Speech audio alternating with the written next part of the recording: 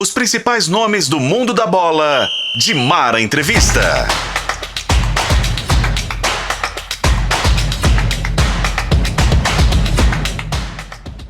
Olá para você, chegando mais um de Mara Entrevista pelos 91.7 da FM O Tempo, pelas plataformas digitais do Tempo, canal Tempo, você está nos acompanhando aí onde quiser.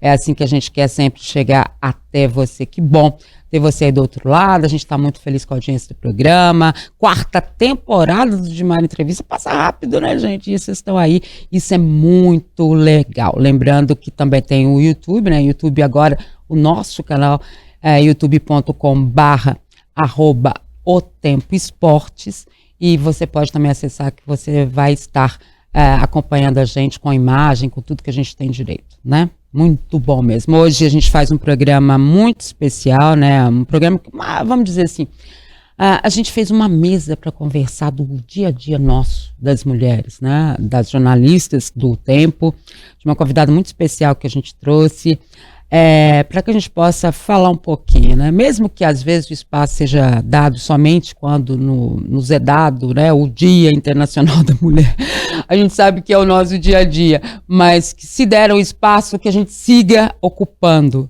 né? Independentemente do momento, da história, de seja lá como a gente chegou nisso tudo, né? Para estar com a gente hoje nesse programa muito especial, eu tenho Débora Elisa, jornalista de Tempo, na cobertura do especializado, ou olímpico, como queiram, né? Do nosso vôlei maravilhosa, Binha. E Edmara, obrigado por me receber de volta, né? Segunda vez. É bom, né, Binha? Com você, sempre um prazer enorme, principalmente numa mesa aqui com tantas mulheres legais e muito especialistas aí nas suas áreas. Também tenho certeza que eu não só vou falar, mas vou aprender bastante hoje também. A gente é muito legal mesmo. E assim, eu também tenho muita honra de receber ela, que é a subeditora de esportes do Tempo Esportes, né? E que, sem dúvida nenhuma, dá esse suporte pra gente. Às vezes as pessoas que ficam muito nos bastidores, né? Vocês não acompanham, mas eles sempre estão presentes com a gente, né? Sejam os técnicos que trabalham, seja o pessoal da mesa, seja, enfim, todo mundo, né, que faz parte desse grupo tão bacana. Paula Coura está com a gente hoje. Obrigada, querida. Ei, Edmara, e meninas, já de antemão, assim, um prazer participar desse bate-papo, e vamos ter muita história aí para contar do nosso dia a dia, dessa nossa missão multifacetada também, porque além de mulheres, somos jornalistas esportivas, estamos aí na ativa. Mas temos uma advogada que trocou tudo pelo futebol. Isso é paixão, né, gente? Isso é muita paixão. E ela vem de um clube que eu tenho um carinho enorme, mas enorme mesmo. E eles todos sabem disso. Eu tenho um carinho enorme pelo América. O América é assim, em termos de organização, né, da forma como ele lida tanto com os outros esportes, né, não só o futebol feminino e masculino, mas especificamente aqueles que não têm tanto apoio assim, né? E lembrando que o América não é SAF, né, gente? O América não tem esse respaldo do clube empresa que chega, coloca dinheiro, não sei o que, não. É a organização do América que faz com que ele consiga estar aí nas principais competições, né? E tá disputando. Caiu, gente, para B no masculino, mas assim, aconteceu um acidente. Eu tenho certeza que o trabalho é para que ele volte para a Série A. E tem um trabalho também muito bacana no feminino. No feminino tá na principal divisão. E a gente recebe com muito prazer a Luísa Parreiras, que é a gerente de futebol feminino. Que lindo, né, a gente falar isso. Do América. Seja muito bem-vinda. Obrigada, Edmara. Prazer estar com vocês todas. E poder falar não só sobre o futebol feminino, mas nossos desafios, né? Enquanto mulheres aí dentro do esporte. E principalmente, acho que todas nós aqui, o que a gente mais tem em comum é a paixão por ele, né? Verdade, todas nós, apaixonados.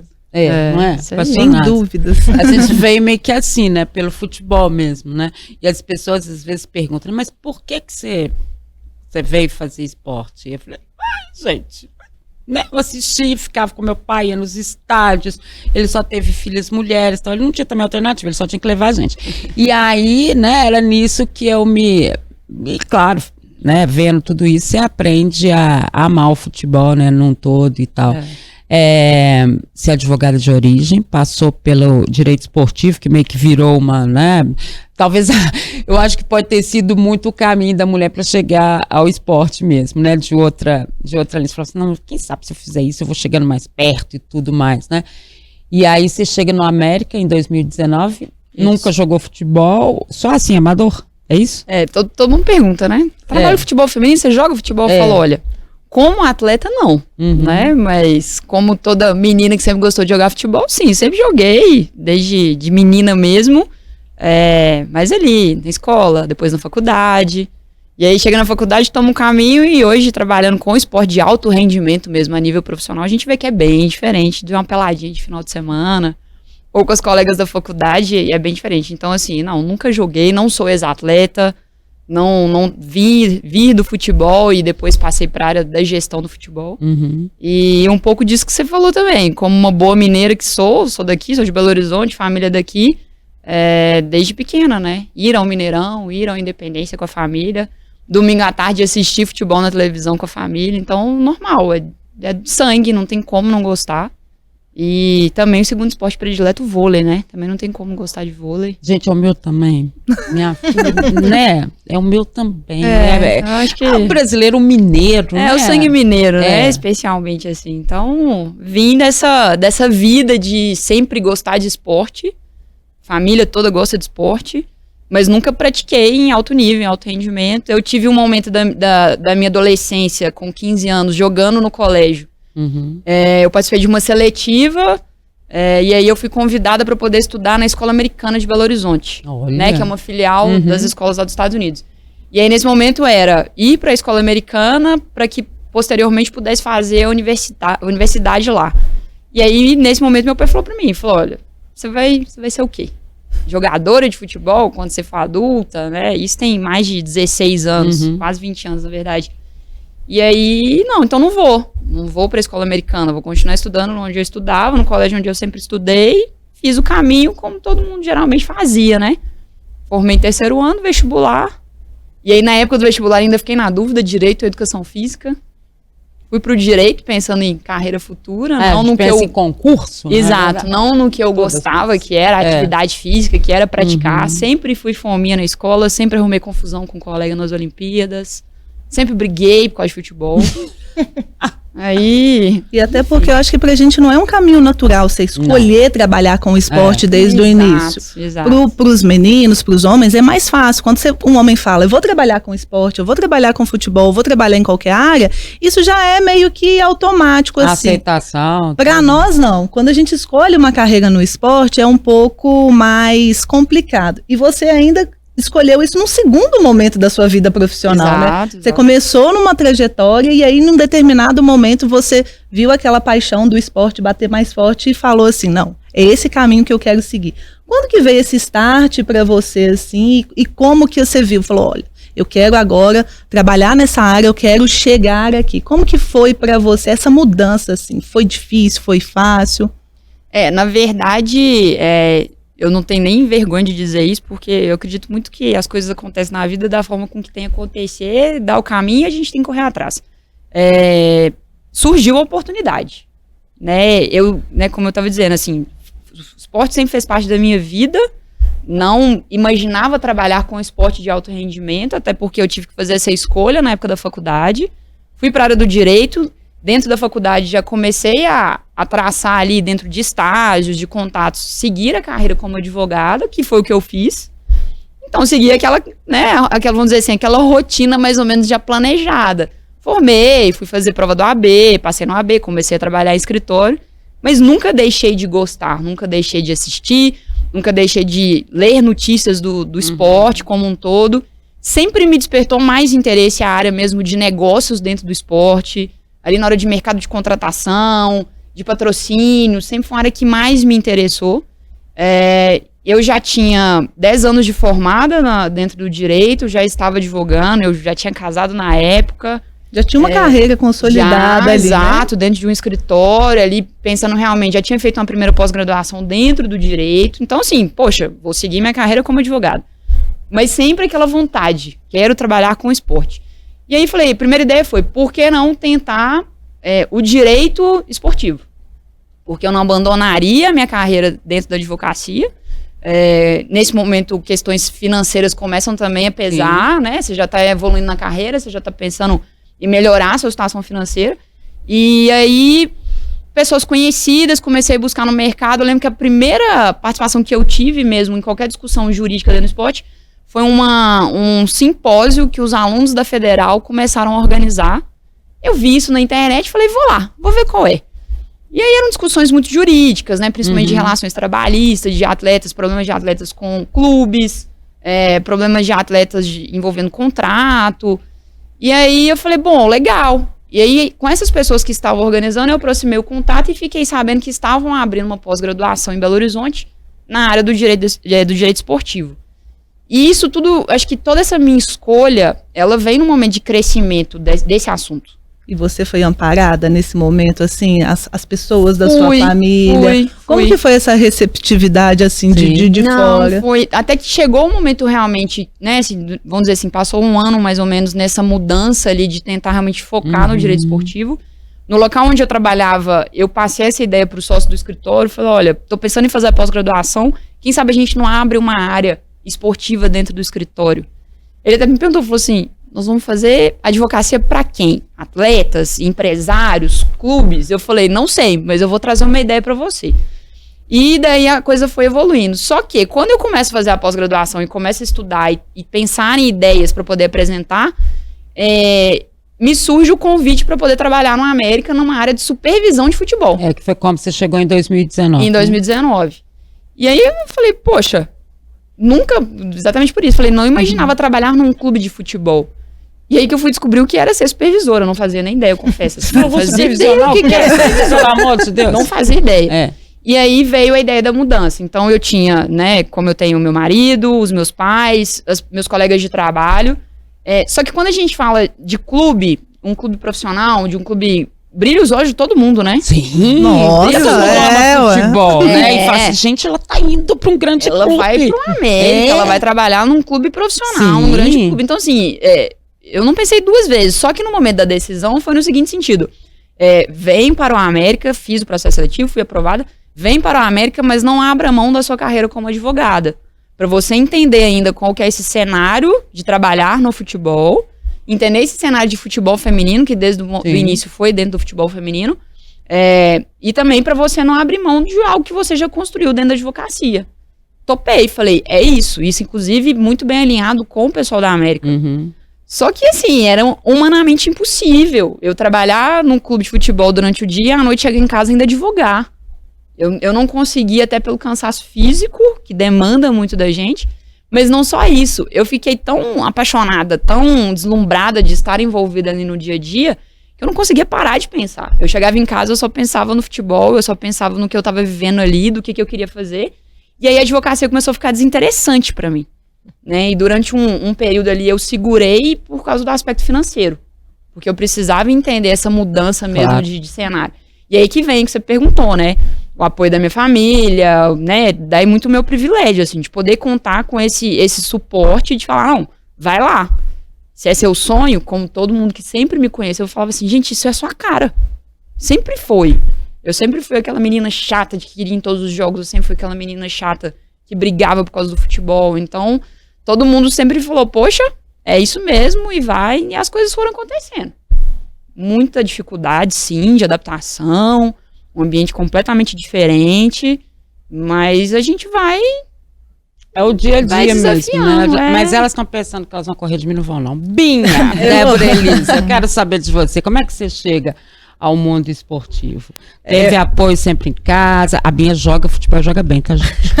Aí ó, já vou cravar minha vaga. Será que vou cravar minha vaga ali, quem sabe? Não tem idade pra isso, mas não. Como que você chega a esse mundo muito masculino e tudo mais, essa paixão? E a Binha sempre teve, gente, desde o início, ela trabalhava com a gente aqui já antes de vir para a equipe de esportes, né?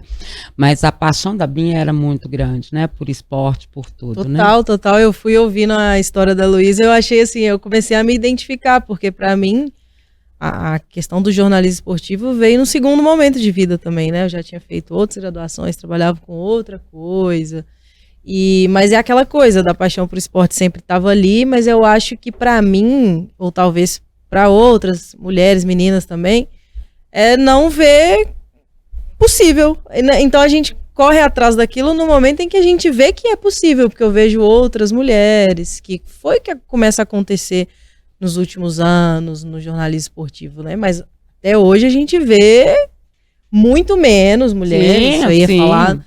Mas na hora que você começa a ver um ou outro, e pra mim a paixão foi muito isso também. Eu brinco sempre, conto essa história que o meu pai sempre fala comigo, que quando eu era criancinha, eu ligava a TV e procurava jogo. Qualquer jogo, de qualquer esporte, de qualquer time. Então, assim, não era aquela pessoa que tinha aquela paixão por um time.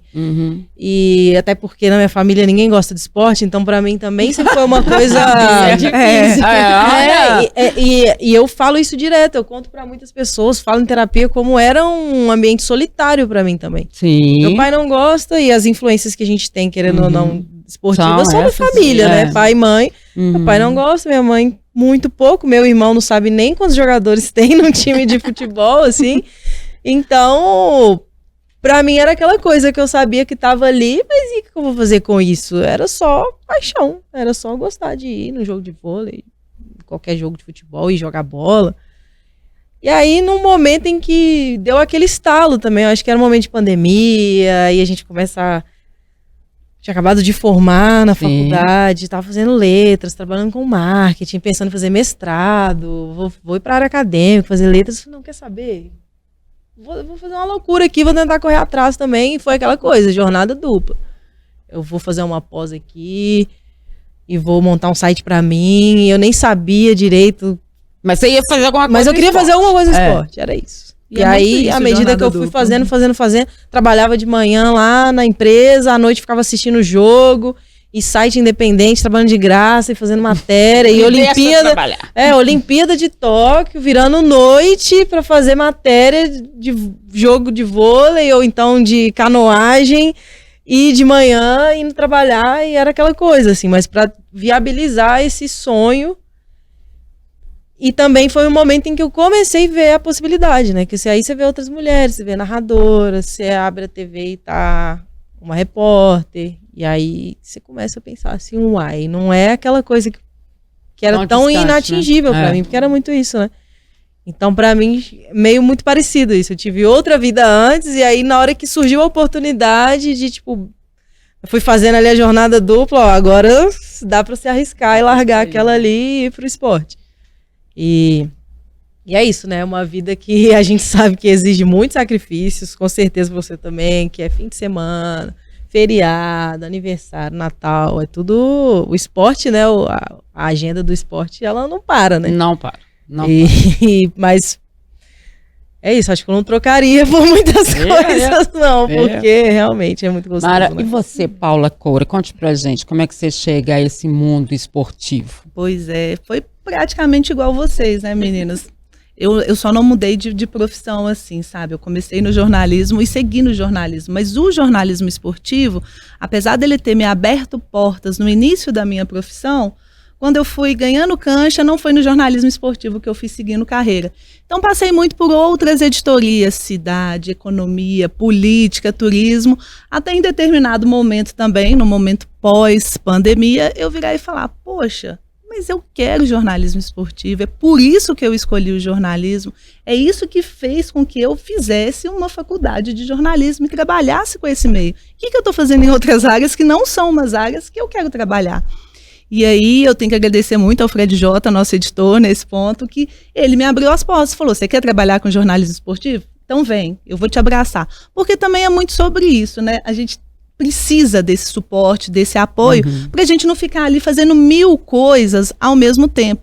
Como você fez, né, bem assim. Você fica num lugar, depois você muda pro outro, aí você fica ali entre os dois tentando adaptar esses dois mundos ali de uma maneira, mas aí chega no momento que você, não quero adaptar dois mundos, eu quero esse mundo que eu vou seguir, é isso. E foi numa fase muito decisiva, assim, na minha carreira no jornalismo, de determinado momento mesmo, que eu virei e falei, se não for no jornalismo esportivo, acho que eu também não quero jornalismo.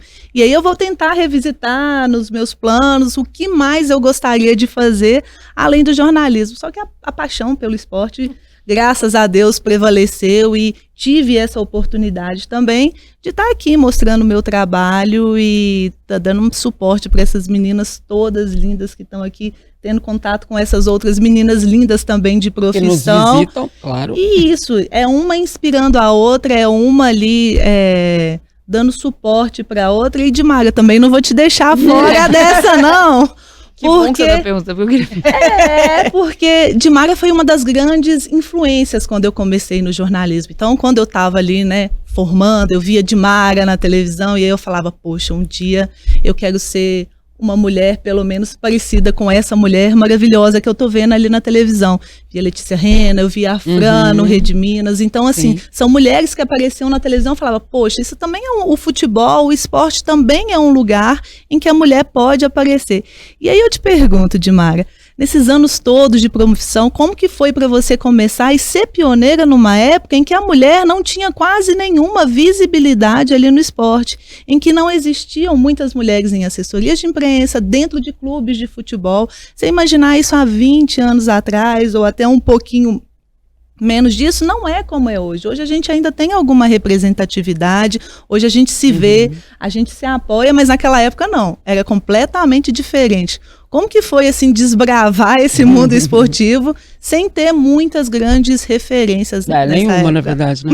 Porque eu me lembro sozinha em todas as coletivas, eu me lembro sozinha em tudo, e eu falo assim, que primeira é uma coisa que fez parte da minha vida, né? Eu fui a primeira repórter de campo da TV Bandeirantes, eu fui a primeira comentarista esportiva da Bandeirantes, eu fui a primeira apresentadora da Bandeirantes, eu fui a primeira mulher assessora de imprensa de time de futebol masculino, profissional do tamanho que era o Cruzeiro, né? Eu não narrei porque realmente narrar não é a minha, mas o resto eu fiz tudo, né?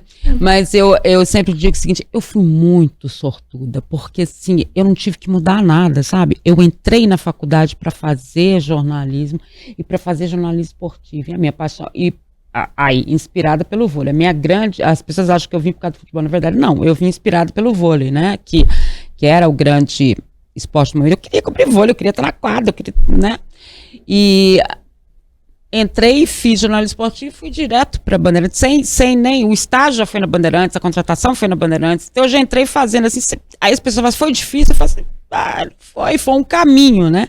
E ele foi acontecendo, mas o fato de ser pioneira, né, de ser a primeira em tudo, por um momento era muito maluco quando eu pensava nisso, e segundo, e outro momento eu falava, meu Deus, né, por que não tem mais gente, né? Lógico que vieram outras comigo, mas não permaneceram, né? Ou porque o preconceito era muito grande, ou porque já tinha filhos, aí achava que era difícil, enfim, né? Foram muitas que passaram, mas muitas que não ficaram, e acho que isso era o que mais me assustava, assim, quando eu pensava assim, e as pessoas falavam isso comigo, como fala até hoje, né? Mas assim, você viu o preconceito de cara quando? Você sentiu o preconceito? Bom, eu vou usar um pouco a expressão que você utilizou. Já fizeram essa pergunta várias vezes. Eu falo assim, ó, de duas, uma. Ou realmente eu sou muito sortuda e eu acho que eu não sofri o preconceito na pele, ou eu sou uma pessoa que realmente eu tô sabendo lidar com ele e não tá me incomodando. Fato é que, assim, preconceito diretamente comigo, na minha função, cara a cara, não. Mas a gente sente que é tudo muito mais difícil, né? Tudo é mais difícil. Conseguir e ter uma condição, seja condições orçamentárias, seja condições de organização, seja condição de acesso a um determinado, vamos dizer assim, uma forma mais prática para que o nosso trabalho possa acontecer no dia a dia, tudo é mais difícil. Então, mas mais difícil quanto, assim? Como... Em que trava ali, que de repente não deveria travar assim, que a gente ainda vive isso? Eu acho que para ficar mais claro, eu consigo hoje, né, transitar dentro do clube no masculino e no feminino. Claro, feminino porque é meu departamento, e o masculino, tô ali no dia a dia e consigo transitar. Sim. Então eu consigo comparar muito facilmente as diferenças, sabe? Você vê os dois, né? Então eu vejo que é nesse sentido. Só que eu também sou uma pessoa que, isso eu falo, as pessoas não vão ouvir de mim sucumbir nas dificuldades, eu não vou fazer isso. Então, por isso que eu não gosto também de comparar e falar, poxa, é tão difícil. Isso, os meus superiores nunca vão ouvir de mim. Isso as pessoas que trabalham comigo nunca vão ouvir de mim. De falar, pô, mas lá no masculino não tem, no feminino não tem. Porque o meu par, ele tem, e eu, porque sou mulher, eu não tenho. Eu não vou falar isso. Né? Eu acho que a gente vê e a gente corre atrás para tentar fazer diferente. Porque eu também sou muito da opinião que vamos mostrar que a gente trabalha, que a gente quer fazer o melhor e vamos conquistar pelo trabalho, né?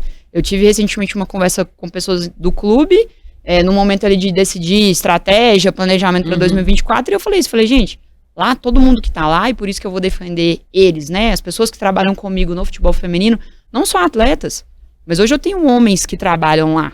Chefiados por você. Por mim, né? Assim, todo mundo só quer trabalhar. Todo mundo só quer mostrar que a gente tá fazendo um trabalho como outro qualquer, independente se é para mulheres, se é com mulheres ou se é de mulheres, né? Assim, então, eu sempre tentei levar para esse caminho. E hoje, 5 anos trabalhando no futebol feminino, num momento, sim, de muito crescimento, num momento, sim, de muito crescimento da mulher dentro do futebol, eu falo do futebol porque é onde eu trabalho e que eu posso dizer. Eu vejo que é muito nisso. A gente tem conquistado mostrando resultado. Então a gente não chega lá e tá aqui. Tá aqui a sua mesa, tá aqui a sua cadeira, tá aqui seu 1 milhão para poder investir na sua categoria. Seria tão bom, gente. Não é assim, né? Entrega, aí você pede. Entrega, e aí você pede. Mas pra mim dá tudo bem. E se chegar onde a gente espera, né? A Binha novinha, né? Nossa princesinha, ela falou de várias situações aí que ela, até a decisão, você chegou a sofrer esse preconceito mesmo, cara a cara? Eu acho que diretamente não. Mas você sente, assim, um ar, assim, às vezes? Eu acho que eu vou repetir as palavras também, eu me sinto muito sortuda, eu acho, talvez por ter começado num momento em que é um momento de mudança, né, em que as pessoas acabam trabalhando um pouco a mentalidade, de naturalizar um pouco mais, de não ser aquela coisa.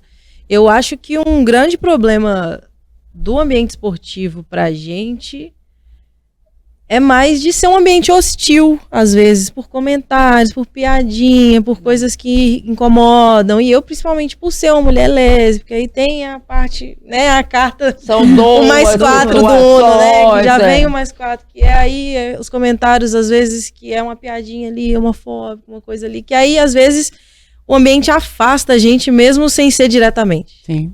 Assim, e eu ainda posso falar da diferença, que é que eu não trabalho tão perto assim com o futebol, que o vôlei é um ambiente, um esporte que é mais receptivo, é diferente. Sim. A gente falou mais cedo sobre ser um dos poucos esportes em que o feminino é tão valorizado quanto, ou às vezes até mais que o masculino. Sim. Eu não consigo pensar em nenhuma outra modalidade. Não, também não. Esportiva coletiva, por exemplo, em que as mulheres têm um maior protagonismo, eu acho, e então acaba que é um ambiente mais receptivo. Para mim, nunca aconteceu uma situação assim direta, profissionalmente não. Fica mais aquela coisa velada, não, ouve ali um comentário, aí você não gosta, mas também não vai falar nada. Caramba, também, mas aí você aí a gente escuta e também não fala nada. Ou às vezes fala uma coisa e aí pega a fama de chata. E a gente tem que dosar, né? Mas será que é? Porque tem vezes que eu vou ser chata mesmo. E daí? Né? Então eu vou falar mesmo. Né? Você tá sendo chato também. É insuportável. Tô ouvindo essa piadinha que é chata também, né? Então você consegue tolerar eu ser chata te dando uma correção. Então acho que é diferente, assim, é difícil nesse sentido de às vezes o ambiente é muito hostil, né? Ou as notícias que a gente escuta e que acaba desanimando com o esporte. Você vai no estádio, você pro seu time grita homofóbico, grita machista, aí você acaba distanciando pelo ambiente em si. Não é nada que ninguém diretamente faz, mas que coletivamente vai cansando a gente, né? E é muito difícil, porque tem vezes que, você chega no trabalho, acontece uma coisa, uma notícia de um caso de violência sexual, uma coisa, você já fica tipo assim, cara, que saco, sabe? É cansativo, né? A gente vai levando pra gente. Então, eu acho que isso pra mim, pelo menos, foi mais sempre pra esse lado, assim, nada muito diretamente, mas que às vezes vai dando uma desanimada, uma cansada, e lembrar, não, peraí, tô aqui porque eu quero fazer isso aqui. Eu tenho um caminho, né, que é meu, né? E vamos tentar, né, abstrair, lidar do jeito que a gente consegue lidar pra gente sobreviver também, porque senão a gente não aguenta, né? A cabeça da gente não aguenta tanta coisa ao mesmo tempo. É o que eu sempre digo no seguinte, quando a gente fala muito dessa questão da mulher, né, e aí vale para todo tipo de preconceito, né, eu nunca vou poder falar, né, de um preconceito que não me diz respeito. Por exemplo, eu como mulher, e às vezes as pessoas falam assim, mas você levou para outro lado. Gente, eu sei, na minha pele, o que é ser uma mulher num mundo tão masculino como esse. Né? Imagino que você também tenha essa noção. E às vezes nem é esse preconceito, é como a Binha falou, é velado, né? Você ouve uma coisinha aqui e tal, mas eu sei o que é. Por isso que eu respeito demais todo mundo que fala da questão do preconceito, seja ele qual for, porque eu sempre acho o seguinte, eu não vou sentir isso, porque não é na minha pele. Né? O da pele é diferente, mas eu sempre, Paula, eu falava assim, na minha carreira, quando eles me perguntavam isso, eu falava assim, gente, você sabe que eu trabalhei tanto que não deu tempo de ver? Tem um pouco isso também, não é? né? E você, Paula, você já sentiu isso na pele? É como a Binha também já meio que exemplificou, é muito velado, sabe? E vem aquelas perguntinhas assim, mas como que é isso, como que é aquilo? Perguntas que às vezes para homens ninguém faria. Falei assim, mas é igual, não tem diferença, entendeu? Como que é ver o jogador? Normal, ver jogador lá como um trabalho, entendeu? Mesmo, é mas como que é fulano? Falei, gente, é normal, você já não tem aquela diferenciação, mas são perguntas que pra gente parece que precisam ser feitas, eu não sei por qual motivo, e que irrita, né, gente? Vou falar com vocês, irrita. Você não tá no dia bom. É umas aí piadinhas que vêm, e aí a gente sempre tem que ter essa paciência também, né? Porque se a gente explode, a gente é taxada de maluca, de doida. É maluca, doida, é verdade. Sempre, nossa, aquela dali é a doida do esporte, aquela ali é a maluca, não vou mexer com ela, porque tudo que você pergunta pra ela é porque ela tá, às vezes, estressada. Mas é porque vem um combo também, né? Você já tá ali cansada da profissão, que, diferentemente, você tem que lidar com várias piadinhas e coisas ao longo do dia. Já tem a tarefa da mulher em casa, porque assim, eu não sei vocês, mas eu não deixo de ser esposa, eu tenho que, as obrigações de casa, eu que tenho que preocupar com se a faxineira vem, se não vem, se eu que vou limpar, se eu que não vou limpar, o que eu vou fazer fim de semana, o almoço de tal dia, a marmita, não sei o que. Isso tudo ainda parte da gente, ainda é atribuição nossa e muito nossa, assim, questão de organização. Não sei vocês, mas quando tem uma mulher no ambiente de trabalho, o homem automaticamente acha que ela é organizada e que ela que tem que pegar aquilo ali para organizar tudo. Não, porque eu sei que você vai ser mais organizada, que eu sei que você vai ter um ou outro cuidado maior e realmente é nosso. Nós temos esses detalhes por tudo que nós já vivemos e passamos. Nós somos mais cuidadosas mesmo. Sim. A gente pensa 2 vezes antes de mudar de profissão, a gente trabalha em 2 profissões antes de tentar ir por aquela que a gente gosta mais. É nosso, é da mulher, essa cautela, esse zelo. Mas não quer dizer que por a gente ser zelosa, a gente precisa ser toda hora cobrada daquele nosso zelo. Tem hora que você não quer ser zelosa, tem hora que você quer ser largada, e eu acho que poderia estar tudo bem, mas nem sempre está tudo bem. Nunca está tudo bem, gente. Porque, né, não é só dupla, não é tripla, né, enfim. As meninas lá, elas, o que elas te relatam desse dia a dia delas? Porque querendo ou não, né, elas têm contato com muita gente, né, muitas têm relação próxima com pessoas do futebol masculino, né, enfim, elas te relatam o quê? Sim, até o que vocês estão dizendo era bem isso também que eu estava pensando, Você perguntou, Luísa, né, para as meninas, o sofrer o preconceito. E é muito nesse sentido. No dia a dia, a gente sente algo velado ali, as famosas piadinhas, como vocês disseram. Eu estava aqui pensando, enquanto isso, eu ainda pro futebol feminino, vendo as atletas, estando no contexto delas, eu já vejo que é diferente. Aí é o preconceito. É mesmo? É o preconceito, assim. Eu vendo de fora, né, como eu sempre gosto de dizer, assim, eu não tô ali no grupo delas, igual você disse, eu não tô sentindo na pele, mas por já conhecer, né, entra ano, sai ano, troca o grupo, vem outras atletas, atletas mais jovens, mas que já rodaram em outras equipes, em outros estados, ou atletas mais velhas, que aí sim com experiência. É um contexto que entre elas ali a gente vê que elas acabam lidando com isso. Mas é muito claro, desde as piadinhas idiotas de encontra com a gente no aeroporto e no viajar, uniformizado, vocês jogam o quê? Futebol. Nossa, mas futebol feminino? né? É nossa, né? Dá vontade de responder outra coisa. Não, Dá né? vontade, é. Mas isso, mais de uma vez a gente já passou por isso. Ah, imagino. Né? É. Nossa, mas vocês são atletas? Não, a gente tá aqui brincando nesse momento. Meu futebol feminino é bom mesmo? Como que é o treino delas? Como que é? Já ouvi perguntas, como que é o vestiário delas? Aí às vezes eu fico refletindo, será que é pergunta de bobeira, né? De pessoa que é boba? Né? Ou de curiosidade ou de maldade? Né? Né? Deve pensar que tem uma penteadeira, muitos espelhos, na verdade. Um kit inteiro toda de maquiagem. Então, né? assim, de novo, né? Eu sempre tento levar para o seguinte sentido. Bom, a gente está num momento de crescimento. Eu sempre defendo que o futebol feminino ele ainda passa por uma consolidação social. Sem dúvida. Né? A gente tem muitas situações de atletas que carregam um histórico familiar pesado. Sim. Né? O futebol num todo e o feminino não foge dessa regra, né? Exato, verdade, né? A gente vê muitos meninos também com muita carência familiar, né? E que ali acabam se tornando profissionais, adultos. As atletas, as meninas e mulheres também, né? Hoje, por exemplo, lá na América, a gente está trabalhando com categoria de base sub-20 profissional. Então, eu tenho atletas de 14 até 35 anos. A gente pega uma faixa ali da vida, muito da formação muito grande. Então, você acaba vendo um pouco de tudo que elas encontram. Seja por dificuldade dentro de casa. Recentemente, a gente teve um caso de uma atleta que me procurou, uma atleta jovem, retornando de lesão, que é um momento difícil para a atleta, que a mãe pediu para ela abandonar o futebol. Não, volta para casa, vem me ajudar a cuidar das suas irmãs. E aí ela foi me pedir, eu preciso sair. Eu falei, mas por que você precisa sair? E acabou que ela mudou de ideia, me mandou uma mensagem falando que ela não desistiu do sonho dela. Voltou, tá com a gente lá. Então você vê que esse tipo de coisa, elas são muito suscetíveis ainda. E aí vem por esse lado do preconceito. Futebol feminino vai te dar futuro? Como atleta, né? Que eu vejo que é o questionamento. E mais do que nunca, exemplos que está dando certo, que é o que vem ajudando elas e que vem ajudando cada vez mais meninas quererem jogar futebol feminino como uma carreira, como uma profissão, né? E não de ver ali como um hobby, e se der certo, deu, se não der também, mas de investir, de entender o que é ser uma atleta. Então, pra mim, ainda hoje, o cenário delas, de atletas que eu digo, é sim um cenário ainda de muito preconceito cara a cara, exposto, né? E aí a gente precisa também fazer com que a sociedade aprenda a conviver com isso.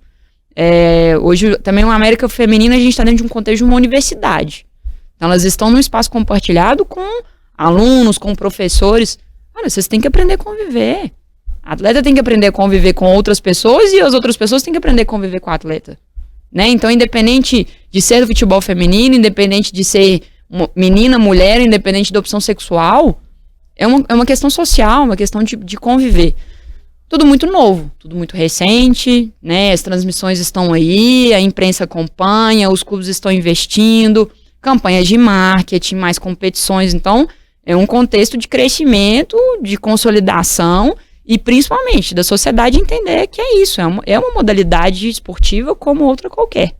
Independente se é praticada por mulheres ou não, a sociedade tem que entender. E aí essa comparação é o que incomoda ainda. Muito, imagino que sim. Né? Isso incomoda muito. Então, assim, posso estar enganada, né? Não quero dizer por elas, mas eu ainda acho que pra elas estão lidando com isso, estão vivendo, e elas querem jogar futebol, e elas querem ser felizes dentro da profissão delas. Mas se você perguntar individualmente, se elas forem questionadas, elas vão te dizer. Ah, sim, porque é rede social, é num contexto, igual eu falei, de viagem, você no aeroporto, você tem que ouvir esse tipo de pergunta, né? Você ser abordado, mas você faz o quê? Eu sou atleta, uma atleta de quê? Né? De futebol, poxa, eu sou atleta profissional. Então, isso ainda é um contexto difícil. A sociedade ainda não está preparada, né? Ou está se preparando para ouvir isso. Porque a gente sempre ouvia, né, do futebol feminino. É o futebol praticado nos Estados Unidos, né? Que é o futebol mais forte lá, porque é verdadeiro, né? A história é verdadeira. Então, acho que esse é mesmo um aprendizado, porque a gente sempre ouvia essa resposta, né? Aliás, o América tem o grande fato dele ser desbravador nisso, né? Porque o América, muito antes de ser obrigatório, né, ter o time de futebol feminino nos clubes, o América já tinha time de futebol feminino há muitos anos, né? O Atlético também teve umas nuances, o Cruzeiro também teve, mas o América muito antes de todo mundo. E o América teve uma continuidade disso, né? Então, assim, por parte da diretoria, do pessoal de comando, porque quando a gente faz essa relação com o futebol masculino, né?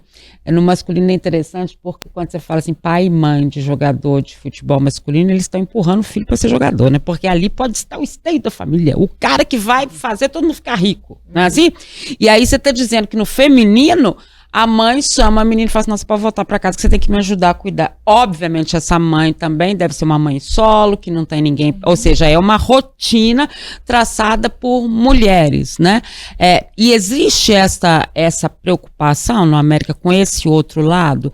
E aí, obviamente, a gente está falando de psicólogos, né, um suporte para ela, porque eu imagino que dentro dessa história esteja também ali muitas meninas que são mesmo arrimo de família, né? Sim, e principalmente no momento do futebol feminino, que ele começa a trazer o lado financeiro. Sim, exatamente.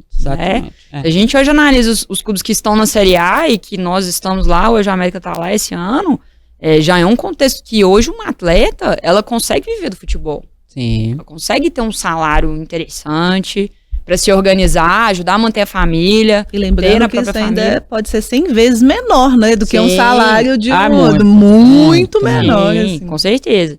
Que muita gente diz, né? Que a gente espera que o futebol feminino não chegue no ponto do masculino para esses problemas que a gente vê, né? Essas loucuras financeiras, o que torna, né? O que muda muito a cabeça do atleta.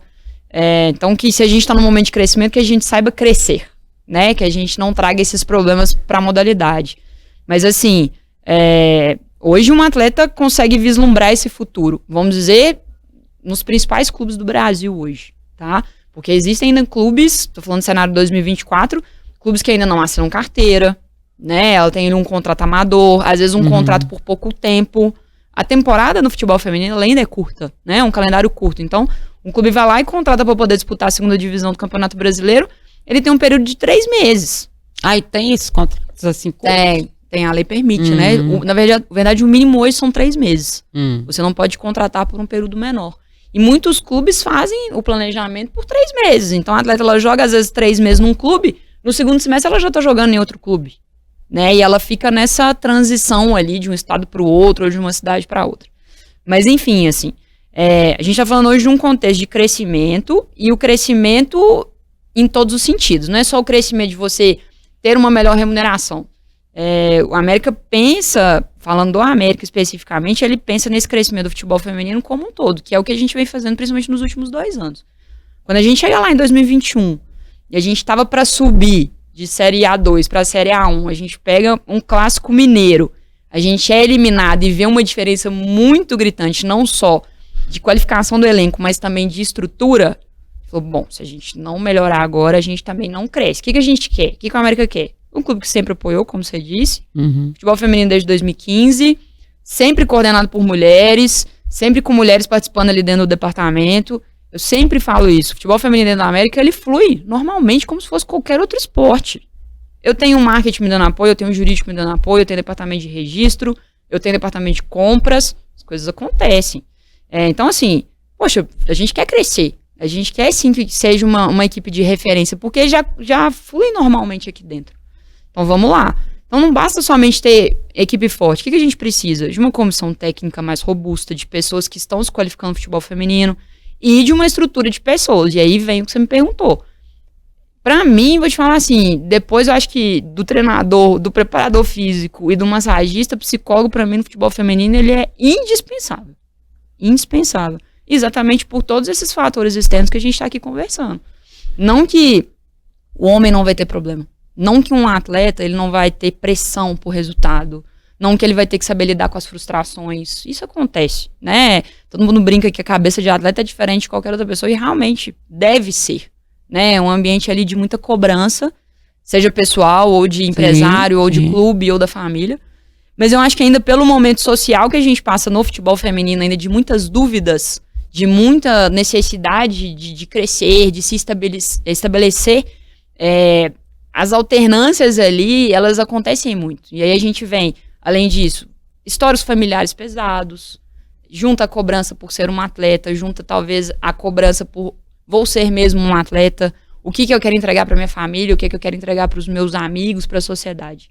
Então, lá na América tem praticamente 2 anos que chegamos a essa conclusão que a gente precisava ter um psicólogo pro futebol feminino.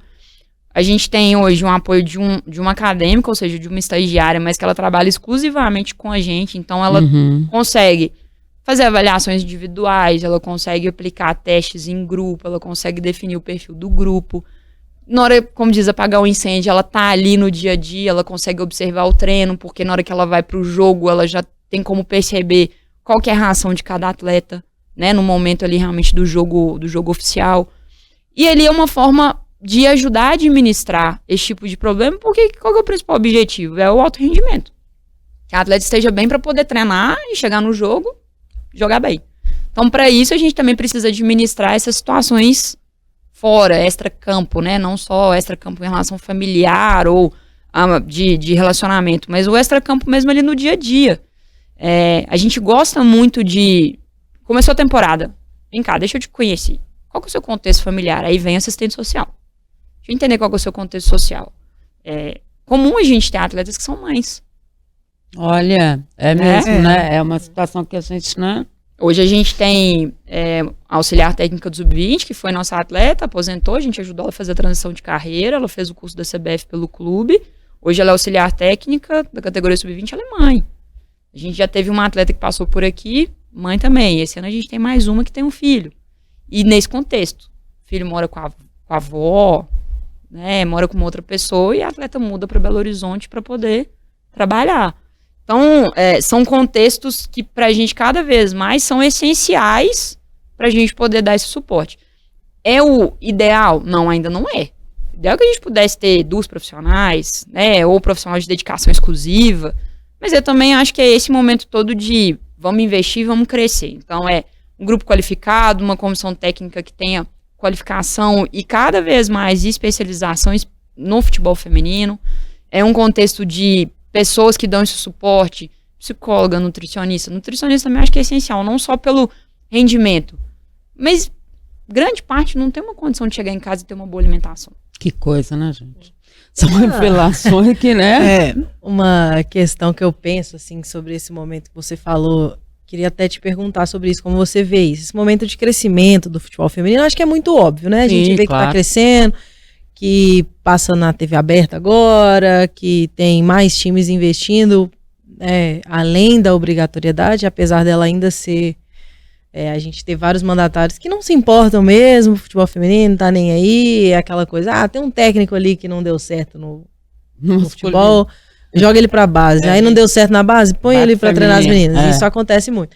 Mas tem uma questão que eu começo a ver agora, aqui, vou falar no cenário de Minas, que são os 3 grandes, né? O América, Cruzeiro e o Atlético, é que, por exemplo, uma coisa que a gente pode ter certeza é que o futebol sempre vai ter a rivalidade, independente, né? E aí, quando você começa a ter um Cruzeiro, que vamos falar dessa última temporada do Cruzeiro, as 2 últimas, né? Sim, eu lembro que na penúltima eu cheguei a fazer uma matéria, o Cruzeiro trocou quase o time inteiro, né? Contratou 12 atletas, mais de um time inteiro, aquela coisa.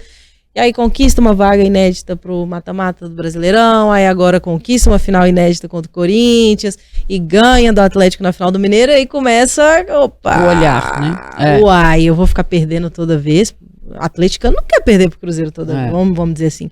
Então acho que a rivalidade...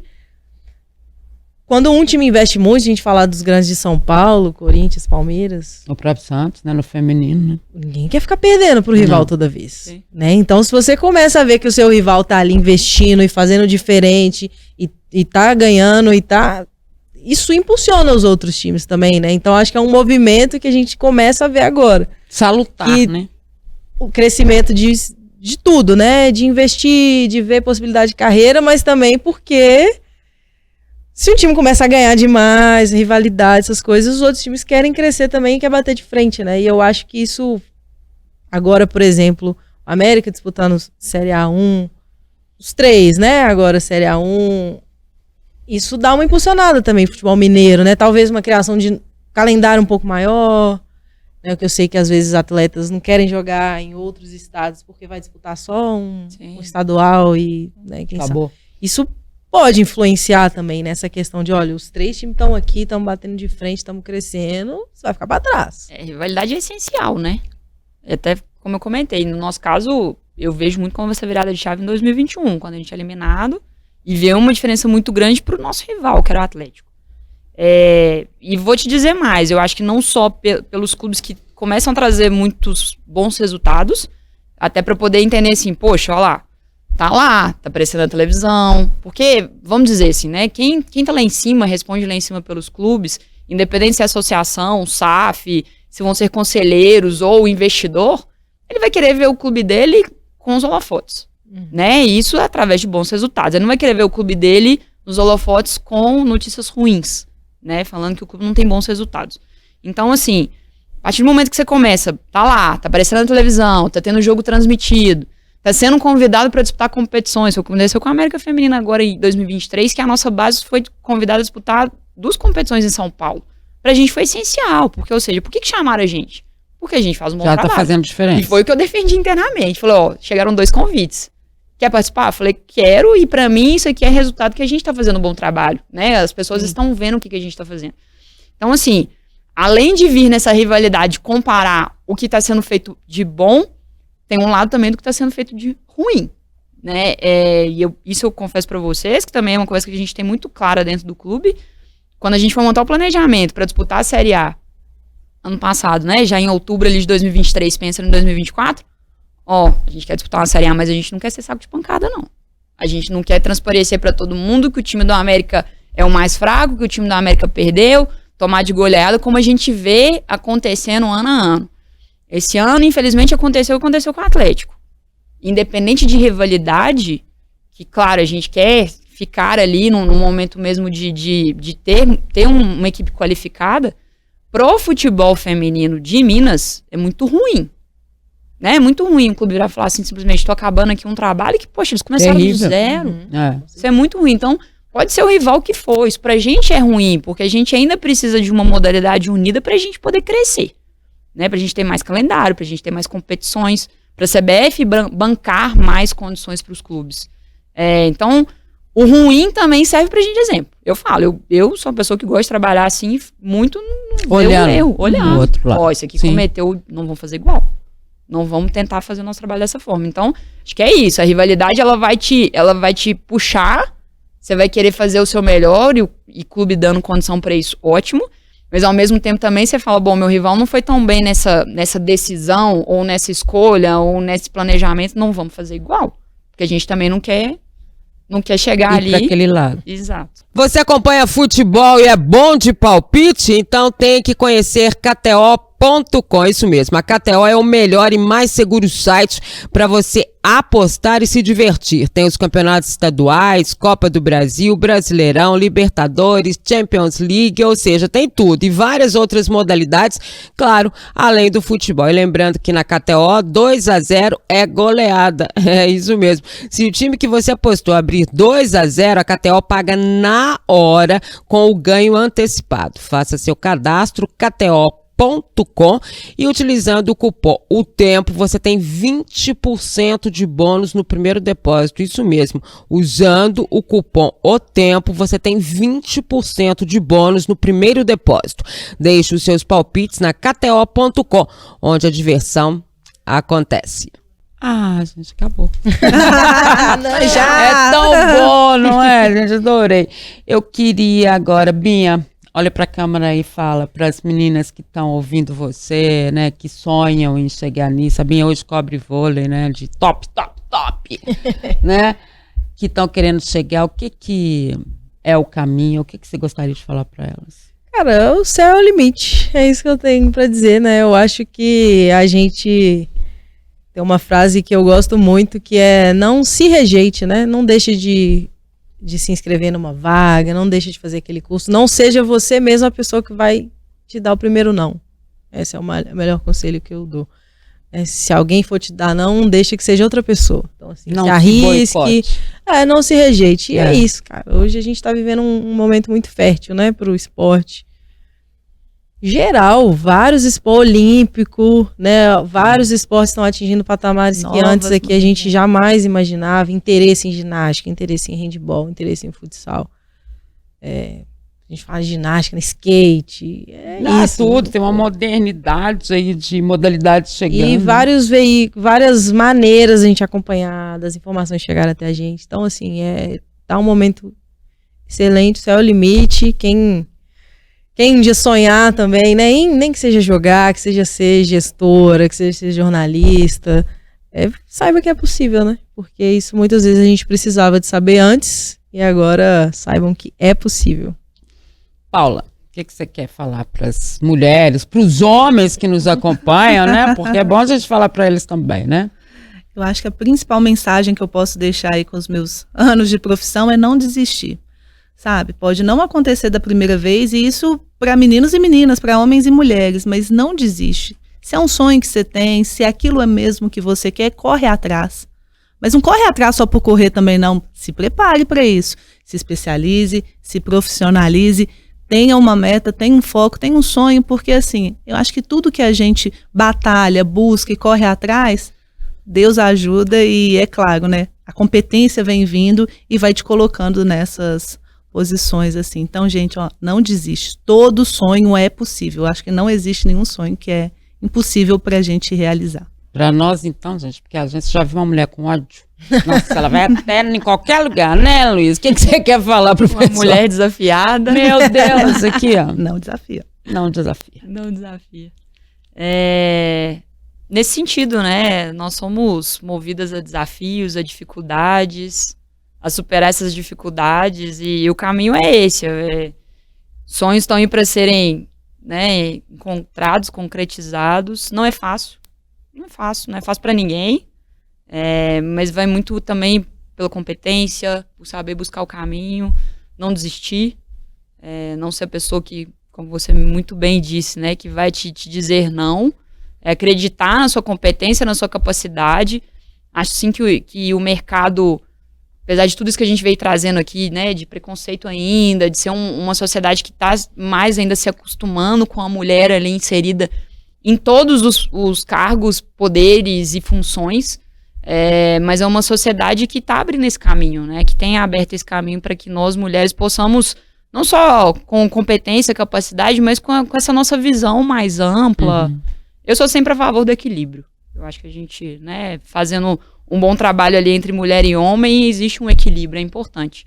Mas a gente tem que também saber mostrar nosso espaço, nosso lugar, porque a gente tem total competência para isso.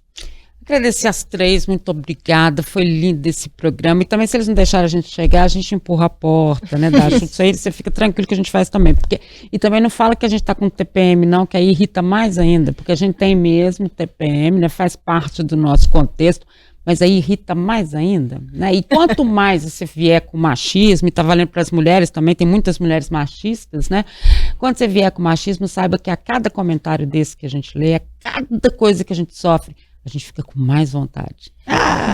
Vocês não conhecem, você não sabe do que a gente é capaz.